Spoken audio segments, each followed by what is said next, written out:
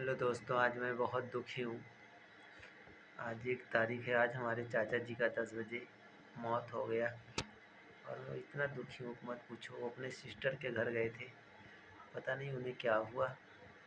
उनके घर वाले बता रहे हैं हार्ट अटैक हो गया। वो चाय और नाश्ता करके बाहर निकले थे, लैट्रिन गए थे। लेकिन मेरे चाचा जी ऐसे नहीं थे, बहुत अच्छे इंसान थे।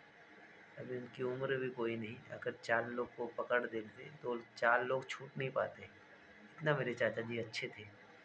और 1 बजे लास्ट हमारे उनकी लाश मेरे घर आई और उनको लेके गए 1:30-2 बजे उनको जलाने के लिए। लेकिन मेरे घर वाले इतनी बड़ी गलती की है, बस उनकी पोस्टमार्टम नहीं कराए। पोस्टमार्टम अगर उनका करा लेते कम से कम पता चलता उनके शरीर में क्या हुआ दोस्तों।